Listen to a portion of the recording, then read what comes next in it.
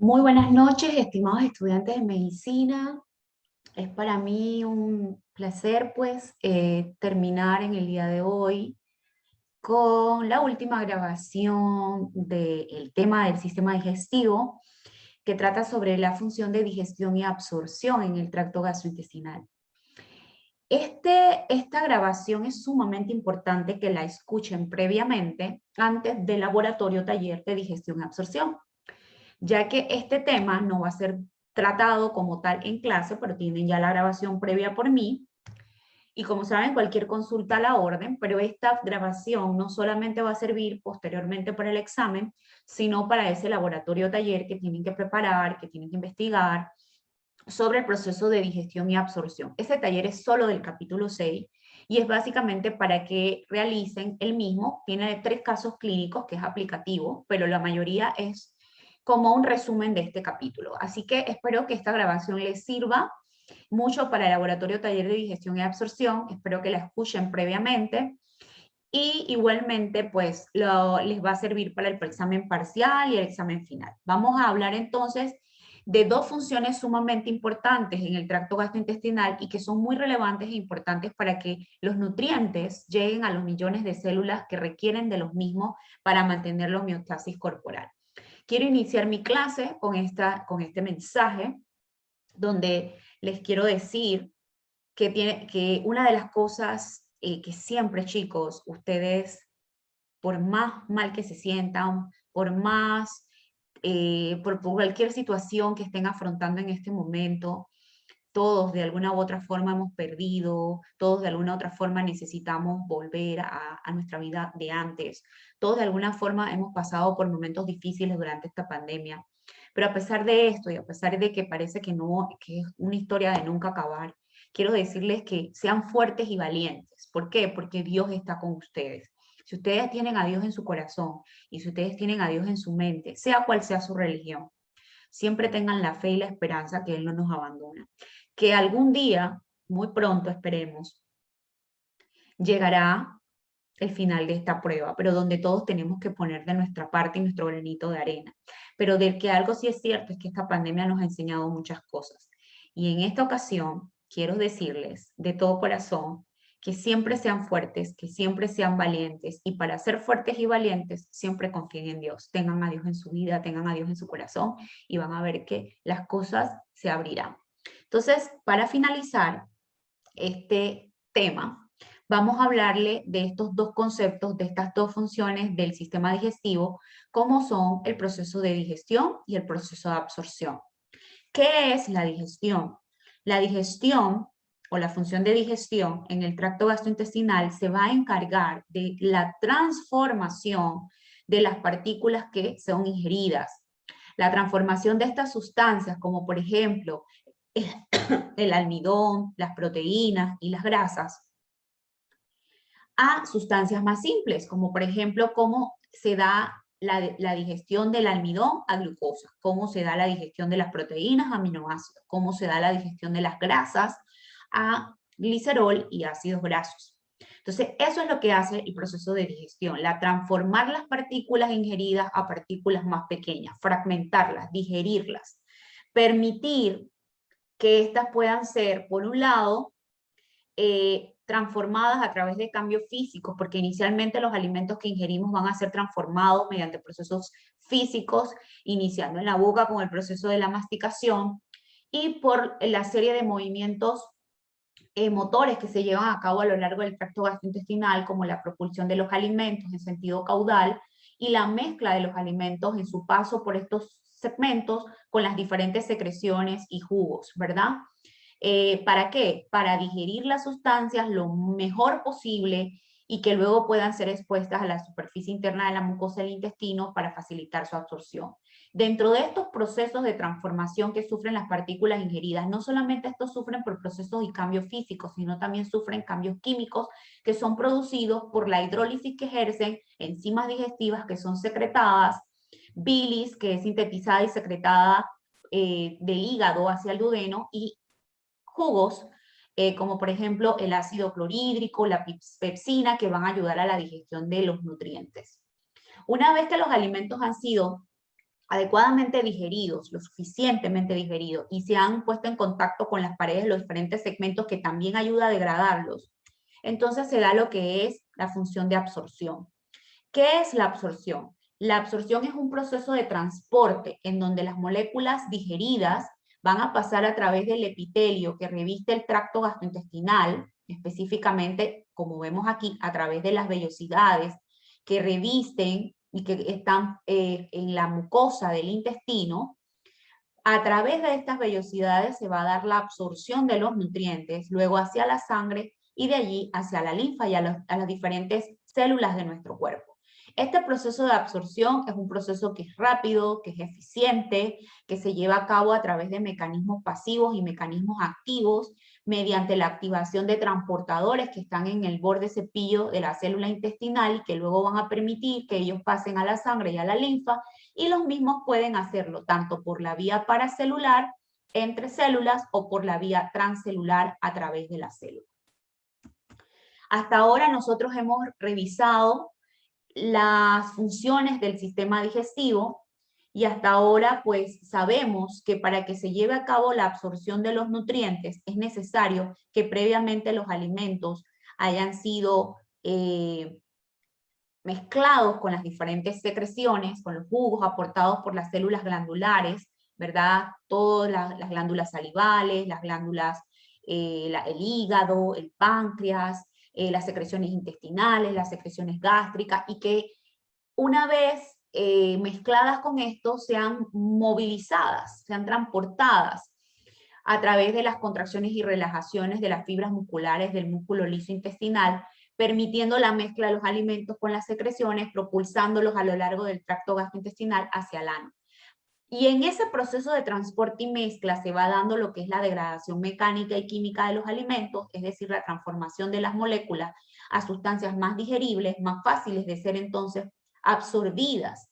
Y en la absorción consiste específicamente en el paso de esos nutrientes a la célula, al enterocito, y del enterocito a la sangre y a la linfa para que sean utilizados por los millones de células de nuestro cuerpo, que es la función más importante del sistema digestivo, el llevar los nutrientes a todas las células del cuerpo, para que los residuos que no se vayan a utilizar de esos alimentos entonces sean eliminados como desechos a través de la defecación. Ahora bien, ¿en qué lugar se llevan a cabo? ¿En qué lugar del tracto gastrointestinal se da la absorción de estos nutrientes? La unidad funcional de absorción a nivel del intestino delgado se encuentra a nivel de lo que son las vellosidades intestinales. ¿Qué pasa? El intestino delgado mide aproximadamente en vivo como unos 5 metros y su superficie de absorción aumenta hasta 3 veces debido a la presencia de pliegues. En el intestino delgado hay pliegues. Además de estos pliegues, la superficie de absorción puede llegar a aumentar hasta 30 veces por la presencia de vellosidades. Pero además de eso, puede aumentar hasta 600 veces debido a la presencia en su interior de microvellosidades. A través de estas microvellosidades que revisten a las células intestinales, se da la absorción de los principales nutrientes para que estos puedan pasar a través de la sangre y la linfa hacia las diferentes células del cuerpo. Es decir, entonces, que la unidad encargada de este proceso de absorción va a ser las vellosidades. Específicamente, estas vellosidades, su superficie va a ir aumentando cada vez más debido a que hay, además de vellosidades, microvellosidades, ¿verdad? Dentro de la vellosidad vamos a encontrar un plexo capilar que lleva sangre oxigenada, que lleva sangre desde la arteria, que lleva la sangre de la arteria. Vamos a encontrar vénulas que van a drenar la sangre, ¿verdad? Y también vamos hacia lo que es la vena porta, ¿verdad? Y vamos a encontrar en el centro un vaso quilífero, revistiendo a toda, revistiendo específicamente a lo que son las vellosidades. Estas están revestidas por células epiteliales o enterocitos, como lo vemos aquí, que es a través del cual se va a dar el mecanismo de transporte pasivo y activo de los diferentes nutrientes. Ahora bien, ¿qué diferencia hay entre el intestino delgado y el intestino grueso? Hay algunas diferencias entre estos dos segmentos del tracto gastrointestinal, y es por eso que la mayor absorción de los nutrientes ocurre a nivel del intestino delgado. A nivel del intestino grueso, solamente la porción proximal del intestino grueso está encargado de la absorción, pero principalmente de agua y electrolitos.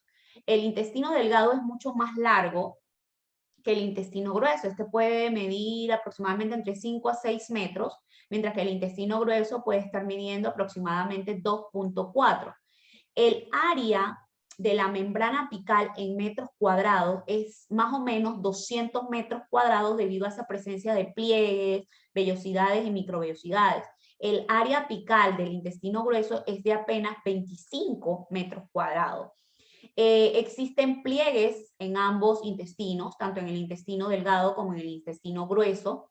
¿Cuál es la diferencia? Que en el intestino grueso no hay vellosidades. El intestino delgado sí tiene vellosidades y es por eso que la principal absorción de estas se va a dar a través de estas vellosidades. Los nutrientes que son absorbidos en el intestino grueso lo hacen a través de los pliegues que están en la mucosa y por eso son menos. Entonces hay presencia de criptas o de glándulas. En ambos hay criptas y glándulas donde hay células especializadas secretoras de moco y agua y mucina.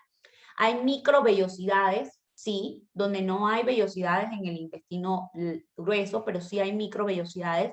Y la absorción de nutrientes principalmente ocurre a nivel de lo que es el intestino delgado. Acá simplemente que se va a absorber, dice que no la diapositiva aquí, pero principalmente lo que se absorbe es agua y electrolitos.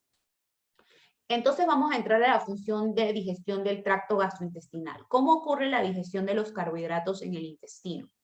Los carbohidratos van a ser digeridos inicialmente en dos segmentos del tracto gastrointestinal. Inicialmente en dos segmentos, en otros segmentos se va a dar digestión de carbohidratos, pero parcialmente. Inicialmente la digestión de los carbohidratos, como por ejemplo el almidón, inicia en la boca por acción de una enzima que actúa sobre los enlaces alfa 1,4 de estos carbohidratos. En este caso estamos hablando de la amilasa salival o tialina. Termina en el intestino delgado por acción de la amilasa pancreática. Entre la amilasa salival y la amilasa pancreática, el efecto de degradación de estos carbohidratos es más eficiente a través de la amilasa pancreática. Ambas contribuyen a la digestión, pero el efecto de la amilasa pancreática es mucho mayor. Aparte de que es importante mencionar que ambas actúan sobre los enlaces alfa 1,4 y ambas actúan máximamente a un pH neutro. A pH ácidos, la acción de ambas enzimas disminuye. Entonces, producto de la digestión de los polisacáridos por acción de la amilasa en la boca, se van a formar los siguientes productos de la digestión. Se va a formar maltotriose, se va a formar maltosa y se va a formar destrinas ramificadas o conocidas también como oligosacáridos ramificados, denominados también alfadestrinas limitantes. En el borde cepillo de la mucosa intestinal vamos a encontrar una serie de enzimas que se van a encargar de degradar estos productos de la digestión a productos más simples o monosacáridos, que son los que van a pasar la sangre. La absorción de los carbohidratos ocurre principalmente a nivel del duodeno y el yeyuno, y en la medida que van avanzando por el intestino delgado, esta absorción va disminuyendo. Los principales monosacáridos de la dieta que son absorbidos son la glucosa, la fructuosa y la galactosa. Entonces, como les decía, en el borde cepillo existen una serie de enzimas.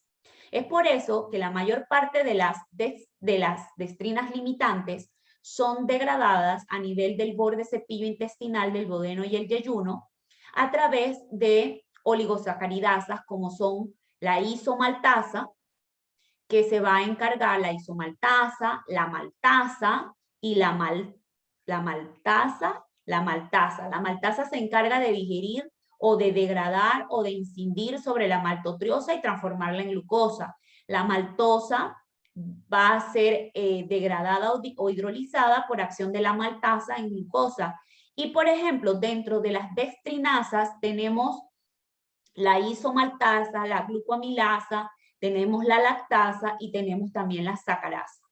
La lactosa, ¿sí?, va a ser hidrolizada por acción de la lactasa que está en el borde cepillo de la mucosa intestinal, la cual la va a transformar por una parte en glucosa y galactosa, mientras que la sacarosa va a ser hidrolizada por acción de la sacarasa y en fructuosa y glucosa.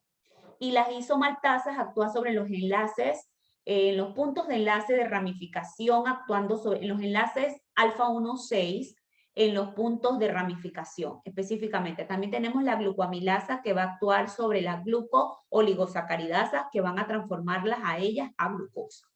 Entonces, como ustedes ven, esta digestión de los carbohidratos va a iniciar en un 5% en la boca por acción de la amilasa salival.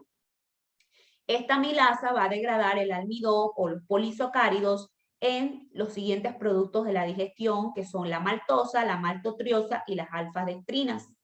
El 40% de estos carbohidratos va a continuar siendo digerido a nivel de lo que es el estómago y a nivel del intestino por acción de dos enzimas que son la amilasa gástrica y la amilasa pancreática, las cuales van a actuar sobre estos productos de la digestión. De estas dos, la más efectiva es la amilasa pancreática.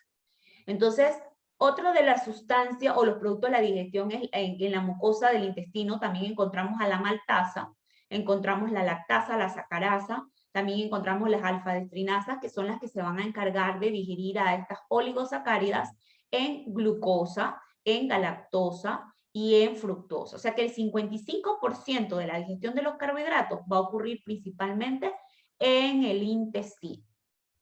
Ahora bien, la digestión de las proteínas. La ingesta de las proteínas va a variar de acuerdo a la cultura. Esta puede ir de un rango de 0,5 a 0,7 gramos por día. Es mucho más difícil para los niños. Está muy aumentada en poblaciones con grandes recursos humanos, ya que aquellos que tengan grandes recursos incluso pueden consumir proteínas en mayor cantidad que aquellas poblaciones con menos recursos. Y es importante mencionar que toda la proteína ingerida es digerida y es absorbida en el duodeno y en la parte media del yeyuno, que es donde principalmente se da la digestión de las proteínas.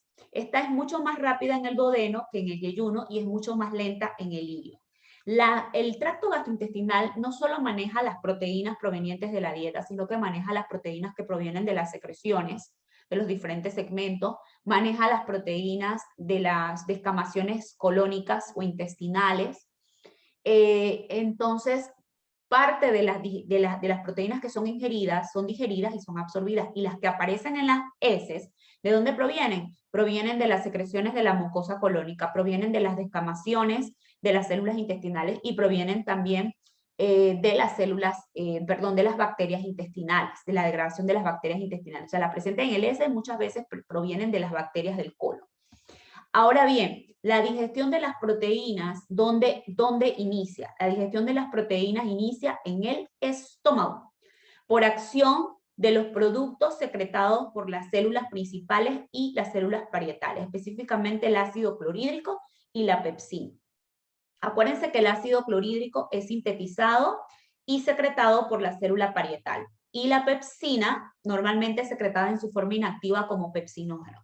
El ácido clorhídrico liberado de las células parietales es importante porque él es el que convierte el pepsinógeno en pepsina, y la pepsina está encargada entonces de hidrolizar las uniones entre los aminoácidos aromáticos. La acción de la pepsina es óptima a un pH bajo, entre 1,2 a 3,2. Normalmente la pepsina va a digerir en el estómago a las proteínas en aminoácidos y en pequeños péptidos. La digestión de las proteínas continúa mucho más eficientemente a nivel del intestino por acción, por un lado, de las enzimas pancreáticas y por otro lado, de las enzimas intestinales. O sea, ambas enzimas van a contribuir a la digestión final de las proteínas en sus productos finales, que son pequeños péptidos y aminoácidos simples. Entonces, ¿cuáles son estas enzimas pancreáticas? Acuérdense que el páncreas secreta normalmente sus enzimas, la mayoría en su forma activa, pero a las proteasas encargadas de la digestión de las proteínas, que son endopeptidasas, normalmente las secreta en su forma inactiva, que son la quimotripsinógeno, la tripsinógeno, la proelastasa y las procarboxipeptidasas, que son exopeptidasas. Estas, cuando son secretadas al intestino por acción de la enteroquinasa duodenal, van a ser, el tripsinógeno va a ser convertido a tripsina y la tripsina va a actuar catalíticamente convirtiendo el quimotripsinógeno en quimotripsina, a la proelastasa en elastasa y a las procarboxipeptidasas en carboxipeptidasas A y B. Estas, por un lado, se van a encargar de digerir a las proteínas, las cuales continúan digiriéndose a nivel, al pasar por la mucosa intestinal o duodenal, en donde vamos a encontrar algunas proteasas o peptidasas como la aminopolipeptidasa y las dipeptidasas y peptidasas que son normalmente proteínas, algunas proteínas integrales, cuyos sitios activos se encuentran hacia la membrana del lumen intestinal y se van a encargar de digerir estas proteínas entonces en aminoácidos simples y pequeños péptidos. Para la digestión de las proteínas se requieren de varias enzimas, como le acabo de decir, enzimas que van a hidrolizarlas. Las principales son peptidasas o proteasas, y dentro de estas, como les mencioné hace ratito, tenemos a las endopeptidasas, que recuérdense que estas se almacenan en forma de zimógenos en los acinos y son liberadas por exocitosis en su forma inactiva la mayor parte de estas. Las exopeptidasas incluyen a las carboxipeptidasas, las aminopeptidasas, las tripeptidasas y las dipeptidasas. Las tripeptidasas y dipeptidasas citosólicas se van a encargar de digerir o continuar digiriendo las proteínas dentro de la célula intestinal para que entonces puedan pasar a la sangre a través de la membrana vasolateral. Entonces, es importante tener en cuenta que las proteínas van a iniciar su digestión por la activación de varias proteasas gastrointestinales. Entonces, ¿cómo se da la activación de estas proteasas gastrointestinales? Que es importante que ustedes lo recuerden. En el estómago inicia la digestión de las proteínas, pero normalmente las proteasas en el estómago son secretadas por las células principales en su forma inactiva como pepsinógeno. Entonces, este pepsinógeno va a ser convertido a pepsina en la medida que el pH sea bajo, es decir, entre mayores la secreción de ácido clorhídrico y menor sea el pH, mayor va a ser la acción hidrolítica de la pepsina en la digestión de las proteínas. A nivel del intestino delgado, en la digestión de las proteínas participan entonces otras proteasas.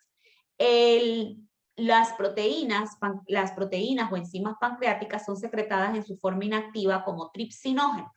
Este tripsinógeno, al pasar por la mucosa de las células intestinales, sobre todo en el borde cepillo, por acción de la enteroquinasa duodenal, va a ser convertido a tripsina. La tripsina, el tripsinógeno, es convertido a tripsina, ¿sí? Entonces, la quimotripsina, el quimotripsinógeno va a ser convertido a la quimotripsina por acción de la tripsina activada que autocatalíticamente va a producir esa digestión. La proelastasa por acción de la tripsina va a ser convertida a elastasa. Las procarboxipeptidasas A y B por acción de la tripsina activada van a convertirse en carboxipeptidasas y carboxipeptidasas B y A, que se van a encargar entonces de la digestión de las proteínas. ¿Cómo ocurre esta digestión? Bueno, las proteínas van a ser degradadas a nivel del estómago por acción de la pepsina. Esta acción va a ser mayor entre menor sea el pH, ¿verdad? Gástrico. ¿Y en qué las van a degradar inicialmente? En aminoácidos y oligopéptidos. A nivel del intestino delgado, estas proteínas van a seguir siendo degradadas por acción de las enzimas pancreáticas ya activadas.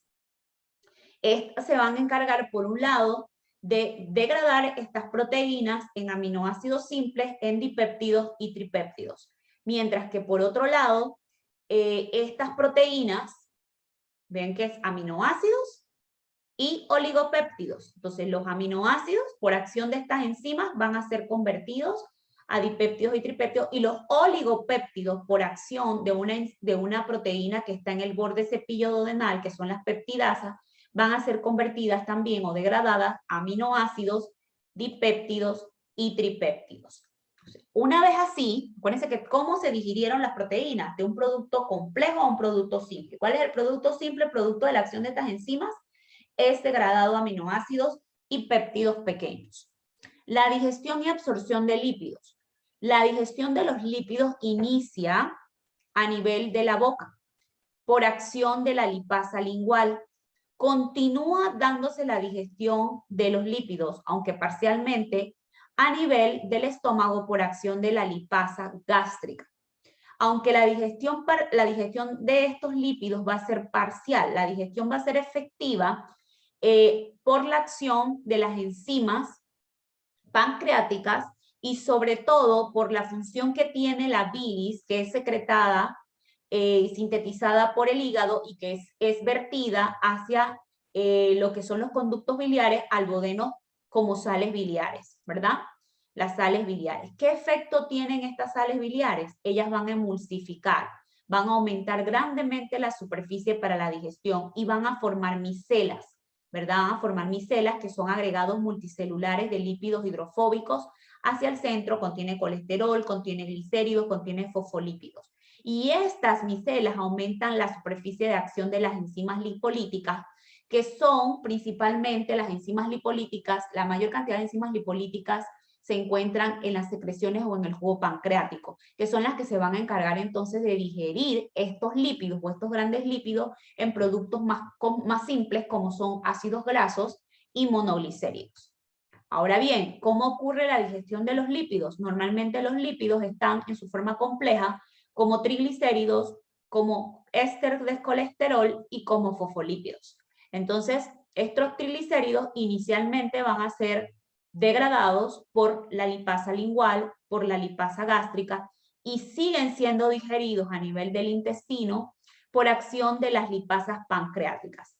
Dentro de las lipasas pancreáticas, pues la más importante, que se le conoce también con el nombre de glicerol éster hidrolasa, se requiere de otra enzima que está en el jugo pancreático, que es la polipasa pancreática.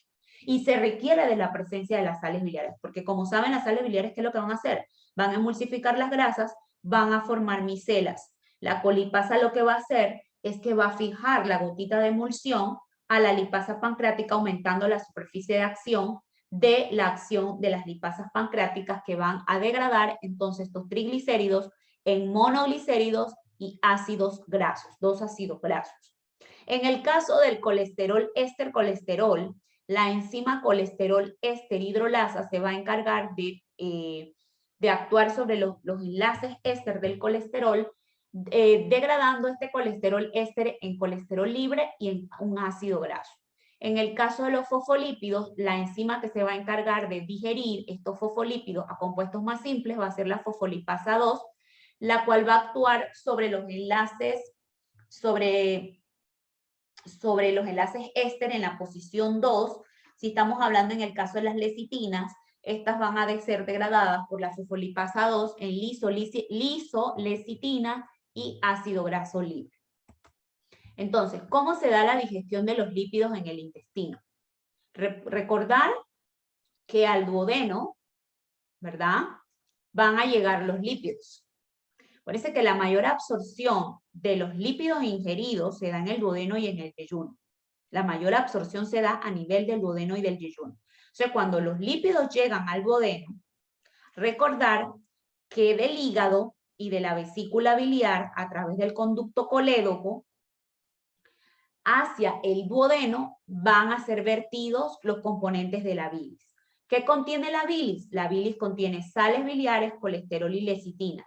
Y estas sales biliares, pues la forma en que son secretadas, van a emulsificar las grasas y van a formar micelas. Van a formar micelas de sales biliares, ¿verdad? Aquí viene la gota de grasa como triglicérido desde el estómago, porque esta fue inicialmente digerida a nivel de la boca, luego parcialmente en el estómago, pero ya viene la gota de grasa que todavía sigue siendo grande.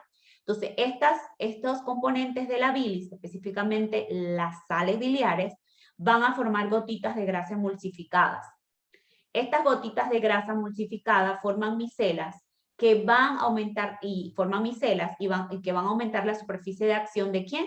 principalmente de las lipasas pancreáticas, que se van a encargar de degradar los triglicéridos en ácidos grasos libres y monoglicéridos, las cuales pasan al interior de las micelas. Entonces, como usted está viendo aquí, para la digestión de las grasas se requieren de dos enzimas muy importantes que están en el jugo pancreático. La lipasa pancreática, que es la que va a digerir el triglicérido en monoglicérido y ácidos grasos libres, y la colipasa pancreática, que es la que va a fijar a la gotita de emulsión a la lipasa pancreática para que digiera los triglicéridos. Estos se van a integrar con rapidez en las micelas de sales biliares, van a formar las micelas mixtas y van a transportar esas grasas ya digeridas hacia el borde cepillo de la mucosa intestinal, permitiendo su absorción. Aquí vemos paso por paso lo que va pasando con la gotita lipídica grande. Esta gotita lipídica, esta grasa de la dieta, por acción de la bilis o de las sales biliares que son secretadas hacia el duodeno desde el hígado, van a ser emulsificadas en gotas más pequeñas, ¿verdad? Y estas gotas diminutas se les llama micelas, que son agregados multicelulares de ácidos grasos, glicerol y colesterol. Entonces, por acción de la bilis en la luz intestinal. Entonces, ¿qué hacen estas micelas? Aumentan la superficie de acción de la lipasa pancreática, pero para eso también se requiere que haya colipasa, porque ella es la que va a permitir que la lipasa se una a la gotita de emulsión, permitiendo que se facilite la digestión de esta gota de lípido grande en monoglicérido y ácido graso. Entonces, la lipasa pancreática va a actuar sobre esos lípidos presentes en las micelas y va a producir monoglicéridos y ácidos grasos. Y estos van a ser absorbidos. Los más pequeños van a pasar directamente a través de la célula intestinal hasta la sangre porta y ahí son liberados como ácidos grasos libres. Los más grandes, los ácidos grasos, son liposolubles y por lo tanto se disuelven fácilmente en la membrana plasmática, o sea, pueden atravesar la membrana plasmática al ser sustancias liposolubles a través de los espacios de la membrana e ingresar al enterocito. En el interior del enterocito, los ácidos grasos más grandes y los monoglicéridos van a ser resintetizados en triglicéridos, van a ser resterificados, ¿sí? A triglicéridos, a colesterol y a fosfolípidos. Y estos van a incorporarse a los kilomicrones, van a formar los kilomicrones. Los kilomicrones van a estar recubiertas por una capa de fosfolípidos y proteínas. O sea, esos lípidos que fueron resterificados nuevamente dentro de la célula intestinal a triglicéridos, colesterol y fosfolípidos, van a ser cubiertos por una capa de fosfolípidos y proteínas, que es lo que forman los kilomicrones. Los kilomicrones, por su gran tamaño, no pueden atravesar fácilmente la membrana vasolateral del vaso sanguíneo de la célula intestinal, sino que van a pasar a la linfa o al vaso linfático, aprovechando las grandes fenestraciones que tienen los mismos y van a salir por exocitosis hacia los vasos quilíferos. La digestión bucal y estomacal de los triglicéridos ocurre inicialmente, como ya mencioné, en la boca y en el estómago continúan por acción de la lipasa lingual y la lipasa estomacal. La digestión pancreática es la más eficiente y la bilis, y la función que tiene la bilis en la digestión de las grasas es sumamente importante porque activa las enzimas lipolíticas y vemos entonces que la función de la bilis, o específicamente qué componente de la bilis, las sales biliares y de las lecitinas, van a tener dos efectos: emulsificar las grasas y formar las micelas. Entonces aquí vemos lo que acabo de mencionar, que más o menos lo que ya les había explicado anteriormente. Las micelas, ¿qué son? Hay que recordar que las micelas son agregados multicelulares, tienen una cara no polar hacia el interior y la cara polar hacia el exterior de la micela, contienen moléculas hidrofóbicas, o sea que están compuestas de ácidos grasos, de cadena larga, monoglicéridos, fosfolípidos, colesterol, vitaminas solubles en grasa, requieren de una cantidad mínima de sales biliares, que es lo que es la concentración micelar crítica, y para que se puedan emulsificar requieren de una concentración mínima de sales biliares, requieren también de que haya colipasa pancreática y están presentes en el duodeno en mayor cantidad de la requerida. En el retículo endoplásmico liso capta los productos de la digestión de los lípidos, que ya vimos que son ácidos grasos y monoglicéridos. Entonces, dentro de la célula se va a dar lo que es la resterificación de los monoglicéridos con ácidos grasos, formando triglicéridos, fosfolípidos y colesterol, que van a formar parte de los kilomicrones. Entonces, Estas grasas siguen digiriéndose a nivel del intestino grueso, específicamente a nivel del colon. En el colon, las bacterias colónicas van a fermentar estos carbohidratos, van a fermentar los carbohidratos a hidrogeniones, a dióxido de carbono y gas metano, que es lo que produce los gases a nivel del intestino grueso. Estas bacterias colónicas también van a transformar las proteínas, ¿verdad?, a aminoácidos, a indol, escatol, a sulfuro de hidrógeno. Estas bacterias intestinales también se van a encargar de degradar a la bilirrubina en urobilinógeno, que luego a su vez también va a ser una parte degradada o convertida a urobilina, a estercobilina y estercobilinógeno, que es el que le va a dar el color a las heces. ¿Cómo se da la función de absorción? Vimos ya la digestión de los carbohidratos, vimos ya la digestión de los lípidos, vimos ya cómo ocurre la digestión de las proteínas, cómo se absorben entonces los carbohidratos. Los principales carbohidratos que son absorbidos a través principalmente del duodeno y el yeyuno a nivel de la célula intestinal o el borde cepillo de la mucosa intestinal son la glucosa, la galactosa y la fructosa. ¿Cómo se absorben estos carbohidratos en la membrana del borde cepillo de la célula intestinal? Son absorbidos por un mecanismo de transporte activo secundario acoplado al sodio, utilizando una proteína transportadora que tiene un sitio específico para el sodio o un sitio específico ya sea para la glucosa o la galactosa. Es decir, que esta proteína transportadora que actúa como un mecanismo de transporte activo acoplado al sodio va a transportar hacia adentro del enterocito sodio. El sodio va a entrar siguiendo su gradiente electroquímico. La entrada de sodio a través de esta proteína genera el gradiente para que la glucosa o la galactosa atraviesen la célula intestinal en contra de su gradiente. Entonces, una vez dentro de la célula, esta glucosa y esta galactosa van a salir de la célula intestinal hacia la sangre utilizando una proteína o un mecanismo de transporte facilitado que se da a través de la proteína GLUT2. O sea que la glucosa y la galactosa salen a través de la membrana vasolateral, a través del GLUT2 y entran ya sea la glucosa o la galactosa, porque ambas compiten por este sitio, dependiendo de la concentración, a través de la proteína o el transportador SGLT1.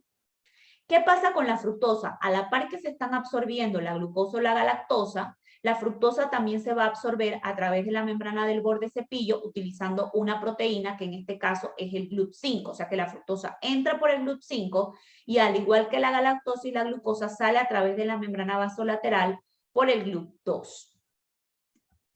Entonces, la absorción de las proteínas. Ya ustedes vieron que las proteínas inician su degradación a nivel del estómago por acción de las proteasas, principalmente en este caso la pepsina, que es la principal proteasa a nivel del estómago, y continúa su digestión por acción de las peptidasas duodenales y las proteasas pancreáticas.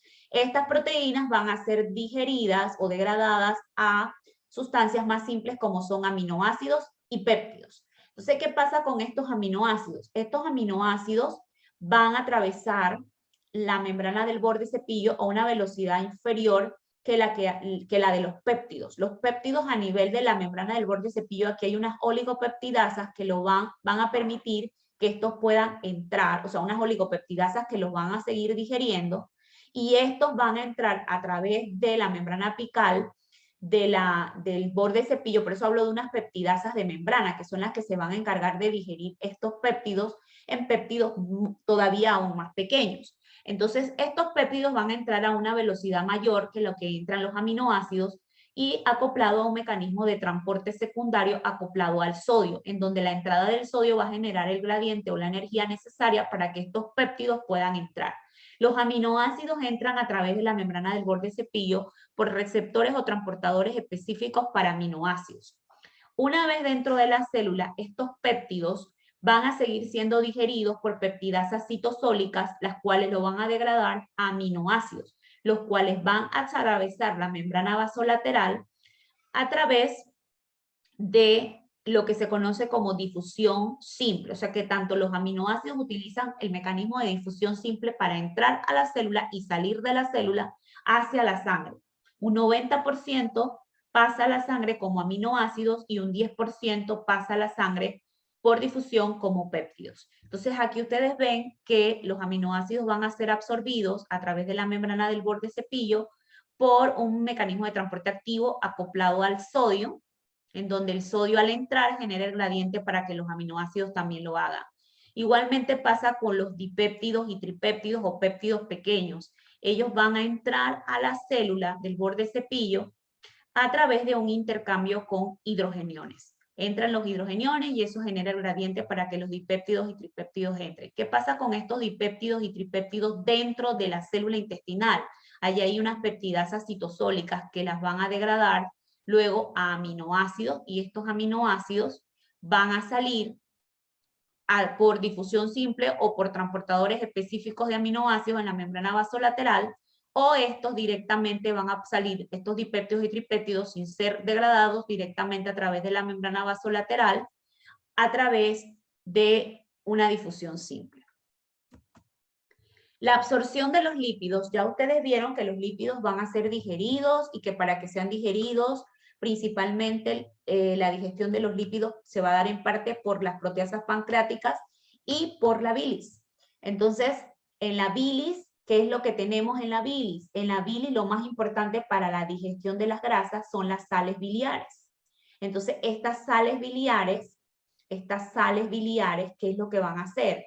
Van a emulsificar la gota de grasa que contiene colesterol, contiene monoglicérido, contiene fosfatidilisotina, contiene fosfolípidos. Entonces, ¿qué van a hacer estas sales biliares con estas gotas de grasa que contienen todo esto? Van a emulsificarlas y van a formar micelas. Las micelas van a permitir el transporte de estas gotas de grasa a través de la membrana del borde cepillo. Los ácidos grasos más pequeños atraviesan con facilidad la célula intestinal y pasan a la sangre como ácidos grasos no esterificados. Los más grandes van a ser internalizados dentro de la célula intestinal, ¿verdad? Como colesterol, como monoglicérido, como fosfolípido, y dentro de la célula intestinal van a ser nuevamente reesterificados a colesterol, a triglicéridos y a fosfolípidos. Aquí ellos van a formar lo que se conoce como el kilomicrón. Estos ácidos grasos reesterificados van a ser envueltos por una capa de fosfolípidos, por una capa de apoproteínas, ¿verdad? Que forman lo que se conoce como los kilomicrones. Y estos kilomicrones van a salir hacia la sangre por exocitosis a través de los vasos quilíferos o los vasos linfáticos que están ampliamente fenestrados, permitiendo por su tamaño que estos puedan pasar a través de ellos. Entonces vemos aquí que los triglicéridos llevan un proceso de digestión y de absorción que es mediado principalmente, bueno, inicialmente en la boca, sigue parcialmente en el estómago, en el páncreas se da lo que es la lipólisis, ¿verdad?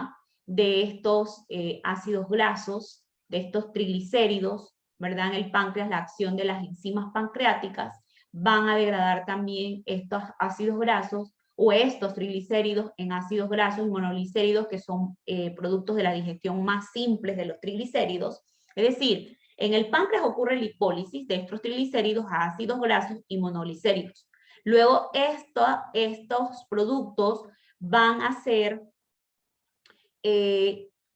emulsificados, ¿verdad? Y van a formar micelas por acción de los ácidos biliares. La colipasa que está en el jugo pancreático es importante para unir la gota de emulsión a la lipasa pancreática, que es una de las principales proteasas encargadas de la digestión de los ácidos grasos.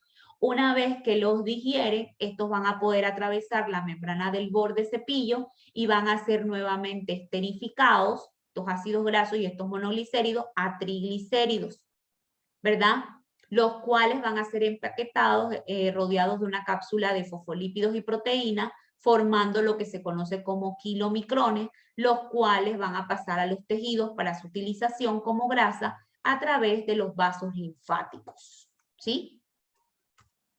La absorción y secreción de electrolitos en el intestino delgado y colon. El transporte de agua y electrolitos a lo largo del tracto gastrointestinal va a variar en los diferentes segmentos. La mayor parte del agua es absorbida a lo largo de todo el intestino delgado y se da principalmente por la vía o paracelular o transcelular.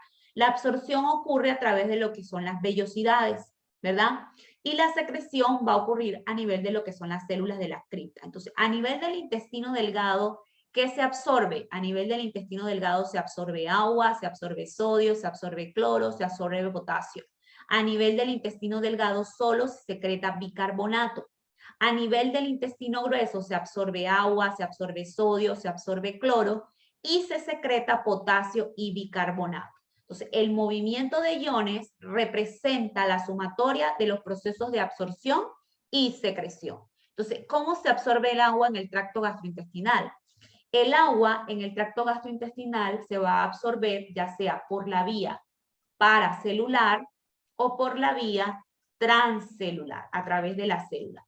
El agua se va a transportar o se va a absorber por la vía paracelular utilizando las uniones estrechas que separan a una célula a otra en la membrana apical. Estas uniones estrechas son permeables dependiendo del segmento. Por ejemplo, en el intestino delgado y en la vesícula biliar, estas uniones estrechas son muy permeables al agua, es decir, que a través de estos segmentos se absorbe agua. Muy poco a nivel de la mucosa gástrica y nada en el colon, porque estas uniones estrechas son impermeables.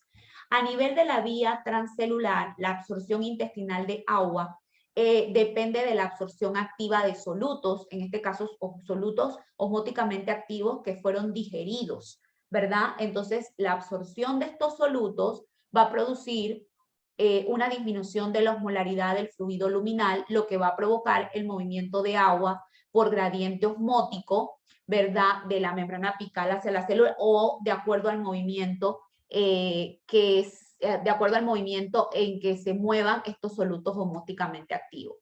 La absorción del sodio en el tracto gastrointestinal ocurre a través de tres mecanismos o tres procesos. El sodio se va a absorber en el tracto gastrointestinal de tres formas.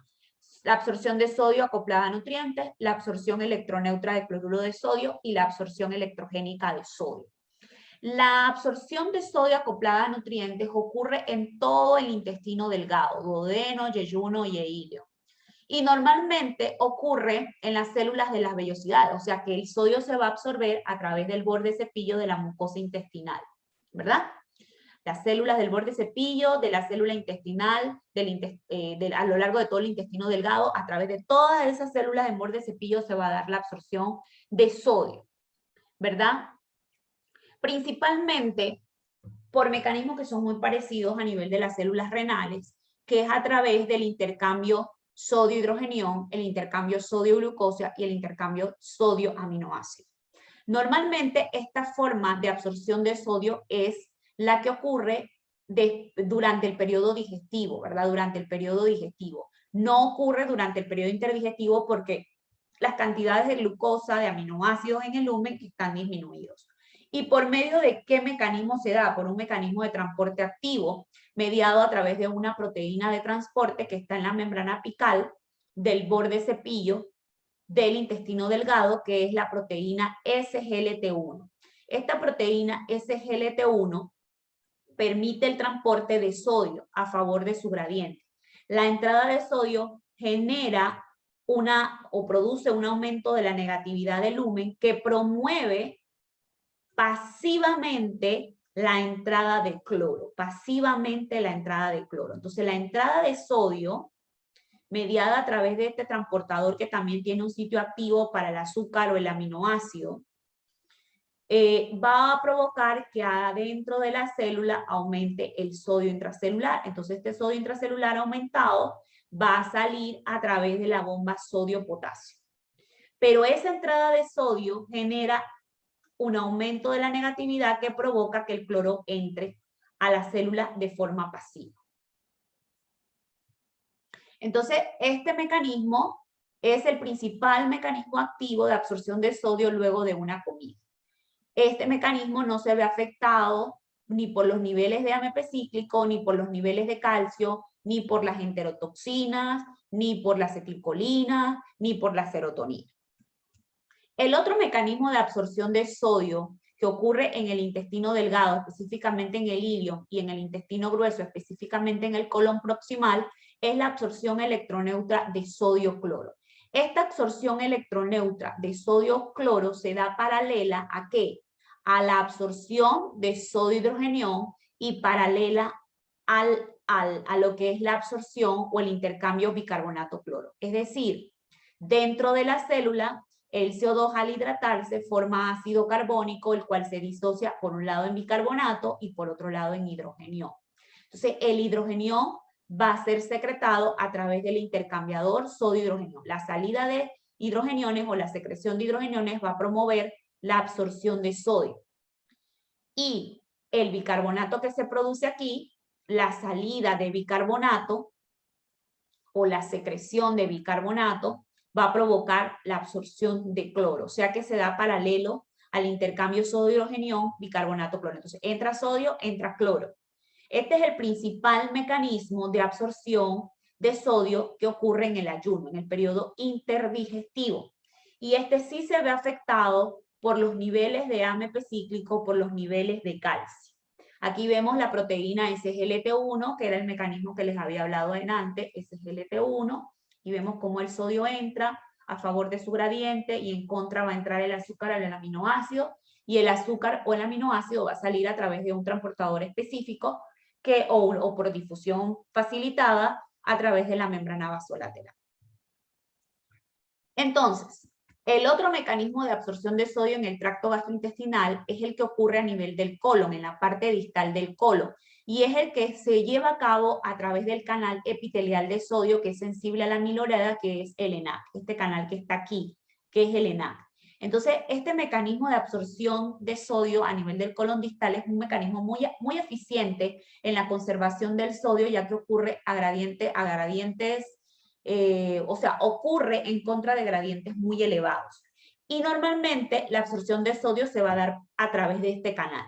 Normalmente este mecanismo de absorción no se ve afectado ni por los niveles altos de glucosa en el lumen, ni por las concentraciones de glucosa, ni por los niveles de AMP cíclico, sino que se va a ver afectado por los niveles de aldosterona.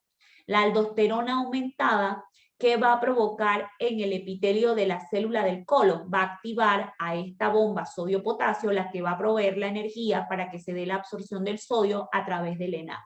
Entonces, la aldosterona, los niveles de aldosterona van a estimular la absorción de sodio a este nivel. La absorción de cloro se le conoce que es cloro, es una absorción voltaje dependiente. ¿Y por qué es una absorción voltaje dependiente? Porque el cloro se va a absorber pasivamente dependiendo del movimiento de sodio.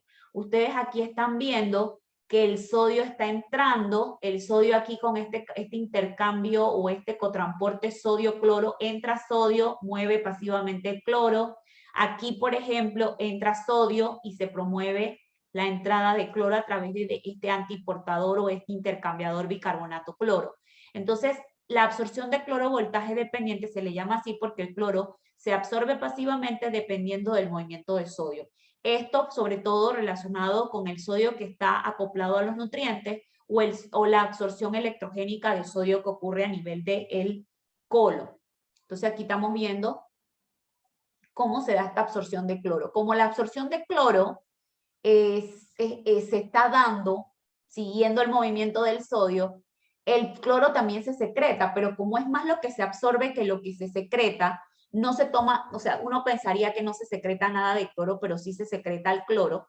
Y el cloro hay una secreción basal mínima en las criptas del intestino delgado de cloro. Y normalmente esta secreción mínima, que se ve enmascarada por la absorción pasiva del cloro, es estimulada por ciertos secretagogos como la acetilcolina, las enterotoxinas del Vibrio cholerae, la histamina, el BIP, la serotonina, los laxantes, son estímulos que pueden promover esta secreción de cloro. Aquí, por ejemplo, vemos cualquiera de estos secretagogos o estímulos pueden aumentar la secreción de cloro. ¿Cómo? Esto está mediado por un mecanismo que vamos a pasar a explicar aquí. ¿Cómo ocurre la secreción de cloro a nivel del intestino delgado? Donde ustedes ven que se está dando a lo largo de todo el intestino delgado e incluso en el intestino grueso. Colon proximal, colon distal, ilion, yeyuno y duodeno. Entonces, ¿qué pasa? ¿Cuál es la secuencia de activación? Primero, los mensajeros o los secretagogos, que pueden ser la acetilcolina, la enterotoxina del Vibrio cholerae, van a activar, aquí se van a unir a receptores que están en la membrana vasolateral, van a aumentar una proteína GS, la cual va a aumentar la adelinato ciclasa y va a aumentar el AMP cíclico. El AMP cíclico aumentado va a activar al canal CFTR, que es el canal de cloro. Este canal cerrado se va a abrir, o sea que el canal está abierto por este mecanismo de acá. Para que se dé la secreción de cloro va a participar algunos transportadores y ATPasas que están en la membrana vasolateral. Aquí tenemos la ATPasa sodio-potasio, aquí tenemos el cotransportador potasio 2-cloro-sodio y aquí tenemos dos canales de potasio. ¿Qué pasa? Como la bomba está sacando el sodio intracelular sale a través de la bomba, sale sodio a través de la bomba y ¿qué pasa con la concentración de sodio? Disminuye. Entonces esto activa a este cotransportador. ¿Y qué va a hacer el cotransportador? Va a introducir potasio, va a introducir 2-cloro y va a introducir 2-sodio. ¿Sí? Aunque el sodio vuelve a salir por la bomba. Y el potasio que entra sale por este canal de potasio. Entonces, ¿qué pasa con el cloro? El cloro intracelular, como está entrando a través de este cotransportador, aumenta. Y al aumentar y estar el canal abierto, entonces empieza a darse la secreción de cloro. El cloro aumenta en el lumen del intestino delgado y eso mueve del intersticio hacia el lumen agua y sodio. Entonces, la presencia de sodio y cloro es la responsable de, o es el principal componente de las diarreas ocasionadas, ¿verdad? Por la excesiva secreción de cloro, porque lo que pasa es que el cloro aquí y el sodio aquí mueven agua, disminuye la absorción del cloro y del sodio a nivel del borde cepillo de la célula intestinal y eso va a aumentar el gradiente, ¿verdad? Eso aumenta el gradiente transepitelial, disminuye la absorción y lo que va a pasar aquí, chicos, es que entonces va a aumentar la peristalsis, lo que va a aumentar el tránsito intestinal, lo que va a llevar a lo que es la diarrea. ¿Cómo se da la secreción y la absorción pasiva y activa de potasio? La absorción de potasio a nivel de lo que es principalmente el intestino delgado, específicamente a nivel del yeyuno, ¿sí? En el yeyuno, y algo en el ilion, pero más en el yeyuno, ocurre por un mecanismo conocido como arrastre por solvente, es decir, que el potasio va a ser absorbido por las uniones estrechas, por la vía paracelular, siguiendo al agua, ¿sí? Siguiendo al agua, va a ser arrastrado por la entrada del agua.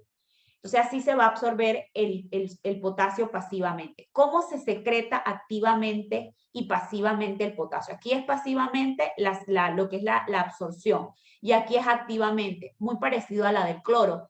Acuérdense que como el sodio está saliendo por la bomba sodio-potasio, las concentraciones de sodio disminuyen porque están saliendo por la bomba, ¿ver? Aquí está saliendo el sodio.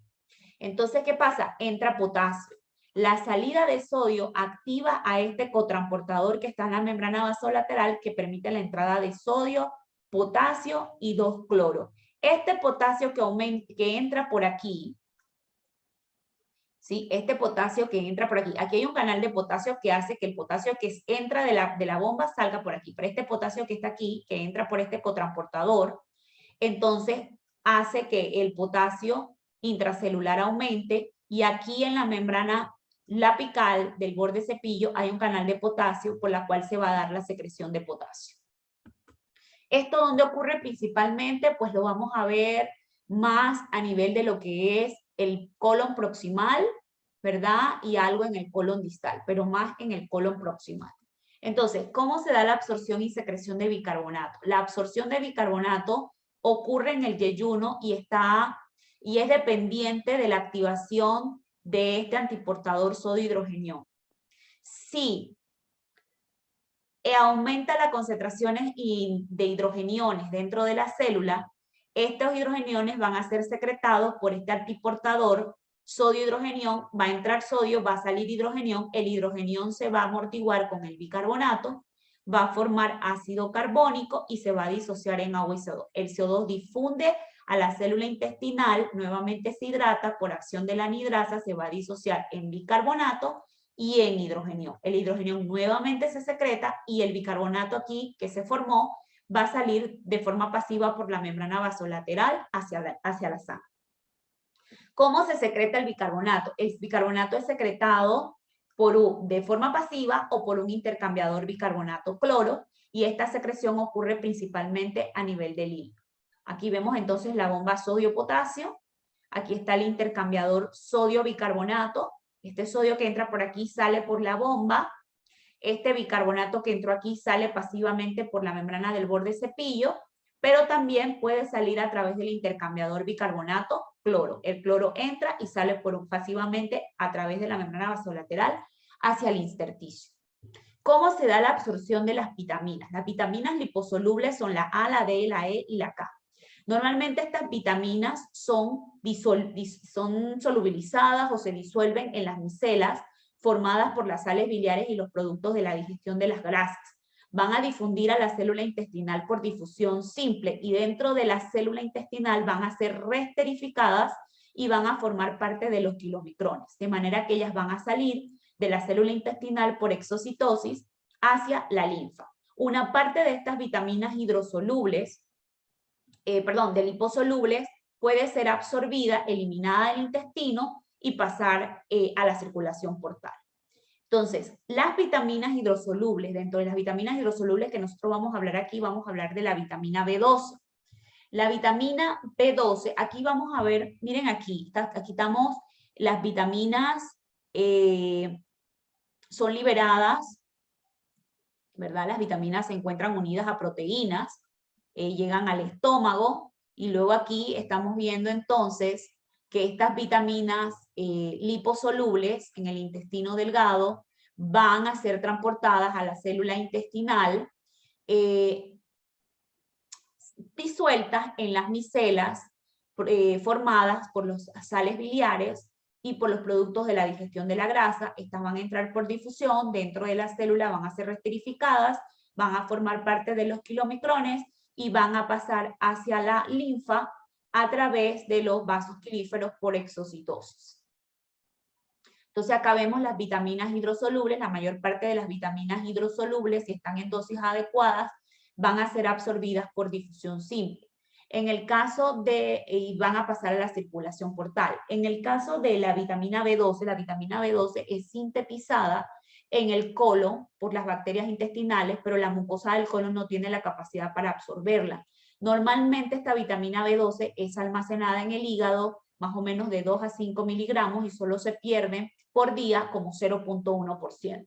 Entonces la vitamina B12 normalmente conocida también como cobalamina, ella viene unida en el alimento a una proteína animal. En la saliva existe otra enzima que es la aptocorrina, que se conoce también como proteína salival R, que también es sintetizada por las células parietales. Entonces, esta que viene de la saliva, al ser ingerida, el alimento que contiene vitamina B12 y ella viene unida a la proteína animal, también por aquí viene a través de la deglución la proteína R que era producida en las glándulas salivales.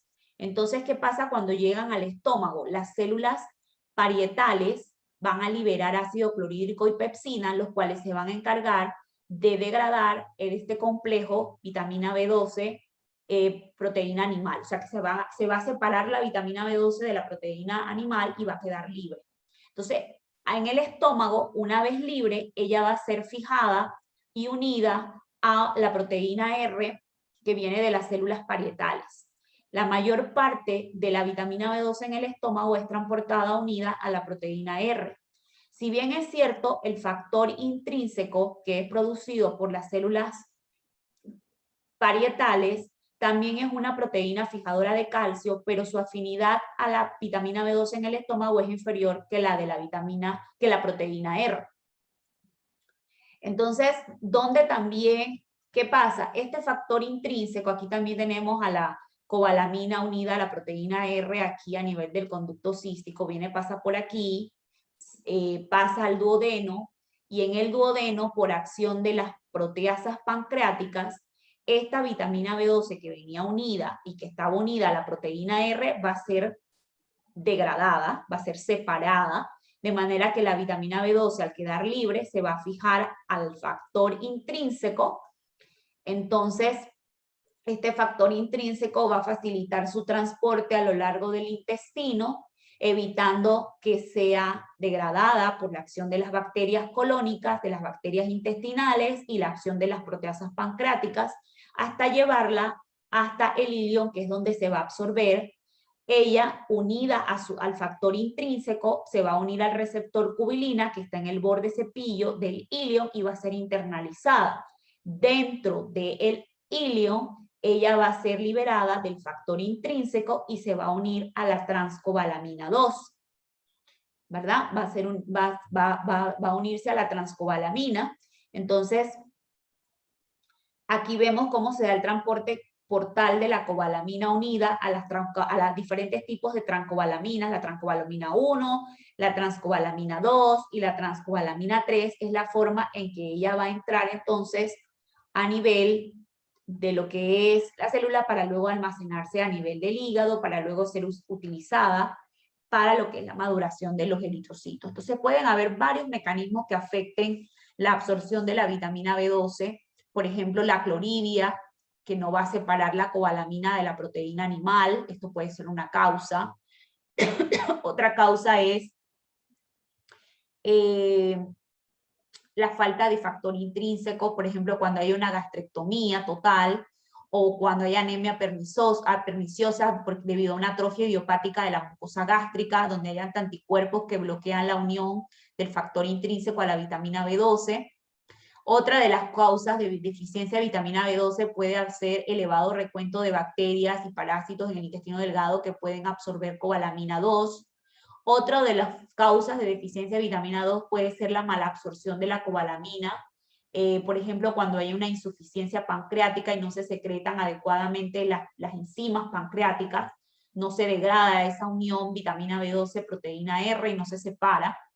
Otra puede ser la recepción de los 80 centímetros del ilion distal, que pueden disminuir la absorción de la misma. Otra pueden ser alteraciones genéticas en el transporte plasmático a través de la transcobalamina, o otras pueden ser alteraciones genéticas de las estructuras de las coenzimas, ¿verdad? Entonces, ¿cómo se da el metabolismo normal de la vitamina D?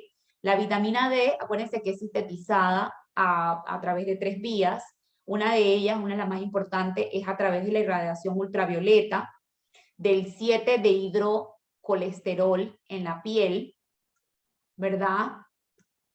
Esto va a formar vitamina D en la sangre, que es su forma inactiva. A nivel del hígado se va a formar lo que es la 25-hidroxivitamina D, en donde en el riñón, por acción de la alfa-1 hidroxilasa, esta va a ser convertida a 1,25 hidroxivitamina D. Esta 1,25 hidroxivitamina D es importante y es si se puede decir así, es el mediador fisiológico más importante para que ocurra la absorción intestinal de calcio y de fosfato a nivel del intestino, ¿verdad? El 30 al 80% del calcio ingerido se absorbe por medio de procesos activos en la parte superior del intestino delgado, específicamente duodeno y yeyuno. Pero para la absorción del calcio se requiere de la vitamina D o calcitriol, la cual al unirse a sus receptores a nivel del núcleo, aumenta la transcripción de genes, aumenta la síntesis de proteínas y va a activar a una proteína fijadora de calcio, que es la calvindina. Entonces, las calvindinas se van a encargar de captar celularmente al calcio y transportarlo por todo el citosol y llevarlo hasta lo que es, aquí como vemos aquí, llevarlo hasta lo que es la membrana vasolateral para que luego él pueda salir hacia la sangre, ¿verdad? A través de 2 mecanismos, a través de un intercambio calcio-sodio o de un intercambiador calcio-sodio que tiene otro nombre, como vamos a ver ahorita, o a través de la tepeasa de calcio. Entonces, la vitamina D3 activa, aumenta el contenido intracelular de calvinina. Ella aumenta el contenido intracelular de esta proteína fijadora de calcio y lo que va a promover pues la expresión de la bomba de calcio ATPasa en la membrana vasolateral y la expresión del receptor de calcio a nivel de la membrana apical. Entonces aquí podemos ver que el calcio es absorbido en 3 pasos. Primero se requiere de la 1,25 hidroxivitamina D, que es la vitamina D activa. Esta a nivel del núcleo aumenta la transcripción de genes y aumenta la síntesis de proteína activando a la calvindinas D. Entonces el calcio va a entrar a través de la membrana del borde cepillo de la célula intestinal a través de 2 canales, el TRPV5 y el TRPV6. Este calcio que entra a través de estos canales va a ser captado celularmente y transportado por las calvindinas, las cuales a su vez van a activar al intercambiador sodio-calcio y a la ATPasa de calcio. De manera que el calcio va a salir hacia la sangre a través, por un lado, a través de la ATPasa de calcio, conocida también como PMCA1B, y a través del intercambiador calcio 3-sodio, conocido como el NCX1. La absorción de hierro. El hierro en la dieta se encuentra en 2 formas, de manera que hay 2 formas de absorción del hierro, como hierro M y hierro no M. Entonces, el hierro M es el que encontramos en la mayoría de los alimentos de origen vegetal y en algunos alimentos de origen animal como la leche, y normalmente este hierro M se encuentra en su forma oxidada, como hierro 3, ¿verdad? El hierro no M se encuentra en menor cantidades, por ejemplo en las carnes, en la mioglobina y en la sangre como hemoglobina. Este hierro se encuentra en menor proporción. Vamos ahorita a explicar cómo se da la absorción de los mismos. Como ya sabemos, el hierro oxidado es la principal forma en que se encuentra el hierro. Este hierro, cuando llega al estómago por acción de los jugos gástricos y también por la acción de otras sustancias que pueden estar en los alimentos como el ácido ascórbico, va a ser reducido a su forma, a hierro ferroso. Existe en la membrana del borde cepillo una enzima que es la citocromo B duodenal que tiene una actividad ferrirreductasa que va a reducir o va a convertir el hierro más 3 en hierro más 2, porque esta es la forma en que es más fácil absorber el hierro. Este hierro aquí va a ser internalizado dentro de la célula al unirse a una proteína transportadora que utiliza la energía potencial electroquímica de los protones para que ésta pueda entrar. Esta es normalmente una proteína divalente de metales que a través de la cual se internaliza el hierro hacia el citosol de la célula intestinal, que es la DMT1.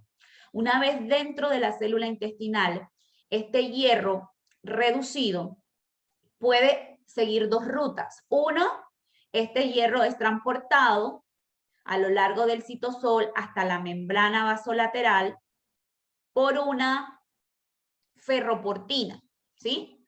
Por una ferroportina, o también en algunos libros van a conocerla como una transferrina que es liberada por las células duodenales y que va a actuar como una proteína transportadora de hierro soluble. Esta la va a transportar hacia la membrana vasolateral y va a permitir que ésta pase hacia la circulación y la va a entregar a la apotransferrina. Antes de que sea entregada la apotransferrina o la transferrina plasmática, este hierro que pasa a la circulación es nuevamente oxidado por la efestina a hierro 3+, y es entonces cuando él se une a la transferrina plasmática, que es la forma en que lo vamos a encontrar en el plasma. Paralelamente, este hierro 2 puede ser almacenado por acción de la ferritina, la cual es un reservorio citosólico de hierro que se utiliza normalmente cuando las necesidades de hierro o los niveles de hierro están reducidos y el cuerpo requiere del mismo, o cuando se libera o se pierde a través de la luz intestinal con las descamaciones intestinales. Entonces, cuando el hierro se une a esta ferritina, este es un mecanismo para evitar la absorción activa del hierro. Este hierro no va a poder ser transportado hacia la membrana vasolateral ni pasar a la sangre, sino que va a ser eliminado al lumen intestinal y va a aparecer en las heces cuando se dan las descamaciones intestinales. El hierro M va a ingresar a la célula utilizando un transportador o un carrier de hierro, que es el HCP1. Entonces, este hierro no va a competir con el hierro férrico, debido a que él entra en su forma intacta. Una vez dentro de la célula intestinal, este hierro M va a ser degradado por la hemoxigenasa a monóxido, a hierro 2 y monóxido, hierro 2 y biliverdina. Entonces, este hierro 2 va a formar parte del pool del hierro que también va a ser transportado igualito por la ferroportina, que lo va a pasar a la sangre, a la transferrina, pero que primero va a ser convertido de hierro 2 más a hierro más 3 por la efestina, ¿verdad? O una parte de este hierro también puede pasar, puede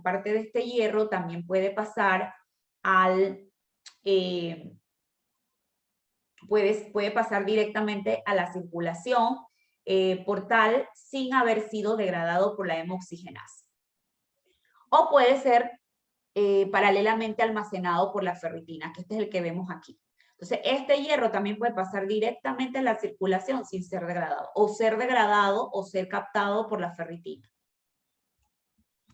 La absorción del cobre, en el lumen intestinal, el cobre de la dieta puede ser absorbido de dos formas, principalmente es absorbido a través del transportador que está en la membrana en la membrana apical del borde cepillo, que es el transportador CTR1. El cobre normalmente pues entra a través del enterocito, a través del transportador CTR1, o a través del transportador divalente de metales, que es el DMT1. Pero para que sea transportado como cobre 1 más a través de CTR1, él va a ser convertido también por una citocromo B duodenal de cobre 2 más a cobre 1 más a través de este transportador, entonces internalizado, y el cobre intracelular va a ser transportado por el citosol, por unas chaperonas o unas proteínas de cobre que las van a ofrecer a las ATPasas de cobre, que son dos que están en la parte de la célula,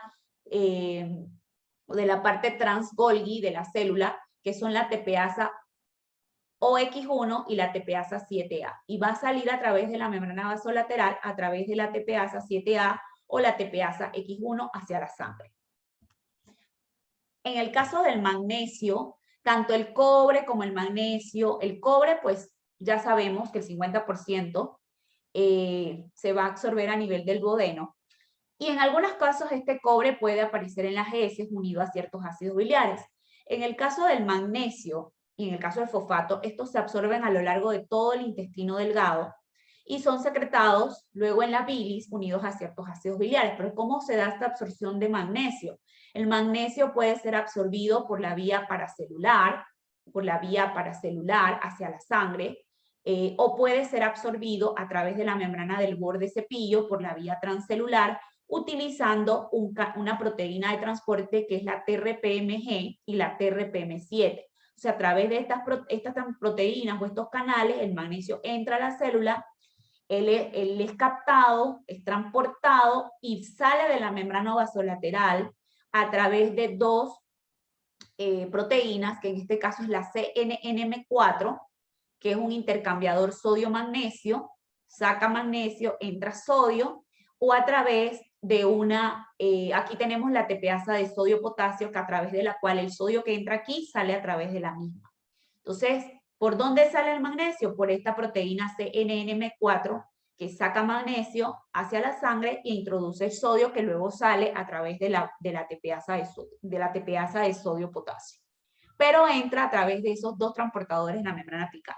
La absorción de fósforo pues se da a lo largo de todo el intestino delgado. Todavía hay algunos artículos donde no se sabe a ciencia cierta cómo, pues, si hay un transportador o una proteína específica en la membrana vasolateral que tiene que ser así, que transporte este fósforo intracelular hacia la sangre, pero lo que se sabe es que normalmente la absorción se puede dar tanto por la vía paracelular como por la vía transcelular. Y por la vía transcelular el fosfato va a entrar a través de un transportador o cotransportador sodio-fosfato, que es el NAPI2B, o a través del cotransportador PIT12, que transporta H2PO4 o ácido fosfórico y sodio.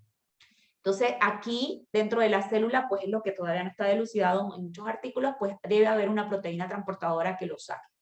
Por la vía paracelular lo hace a través de las uniones estrechas y normalmente pues pasa hacia la sangre a través de las mismas. Esta es la absorción paracelular de fosfato. En términos generales, la absorción de los nutrientes se da en todo el intestino delgado, como podemos observar. El hierro, el calcio y el folato específicamente se van a absorber a nivel de lo que es el duodeno, los ácidos biliares, sobre todo en el intestino delgado, y activamente a nivel del ileum. O sea, ustedes ven aquí que se absorbe en el intestino delgado, pero principalmente donde se da la mayor absorción de ácidos biliares, en el ileum. Aquí donde se da la mayor absorción, vemos aquí que el calcio, pues en la parte inicial del duodeno, se da el fosfato y el cobre también.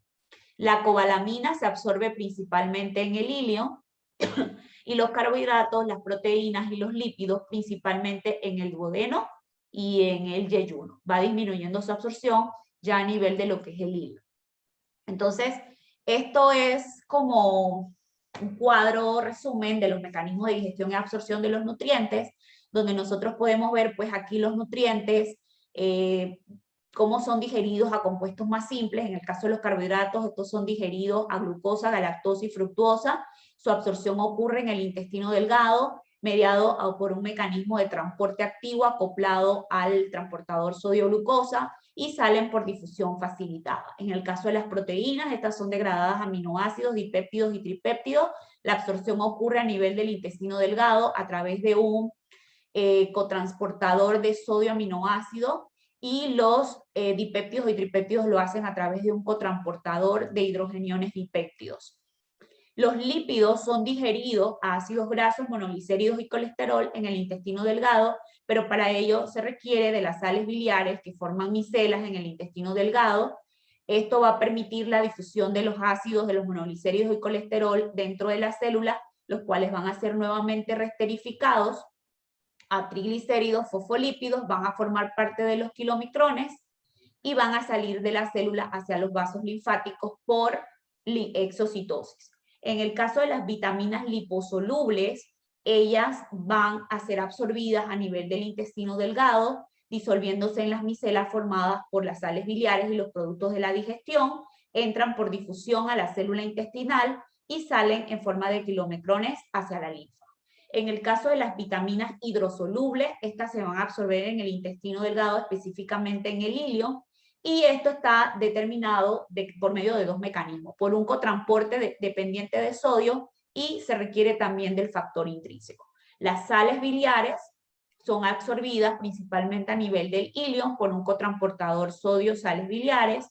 El calcio es absorbido a nivel del intestino delgado, especialmente duodeno y yeyuno, pero para ello el principal mecanismo que favorece la absorción del calcio intestinal es la vitamina D.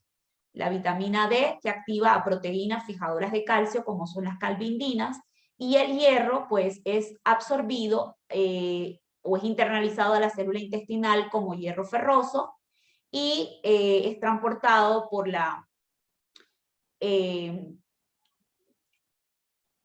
transferrina o por la transferrina o sí, por la apotransferrina, o se le conoce también como sí, esa es la transferrina, que es liberada por las células del duodeno y del yeyuno. Esta es ofrecida la apotransferrina o transferrina plasmática, pero antes ella es nuevamente oxidada por acción de la afestina, ¿sí? O sea que es una apoferritina la que la transporta a nivel de lo que es la célula intestinal, y luego en la sangre ya se va a encontrar unida a una transferrina plasmática. Con esto terminamos nuestro tema de fisiología del sistema digestivo. Espero que haya sido de su total conocimiento y aprendizaje, y los dejo con este mensaje que dice: la vida es un reto, vívela, siente, ama, ríe y llora, juega, gana, pierde, tropiézate, pero siempre levántate y sigue adelante. Buenas noches, estimados estudiantes.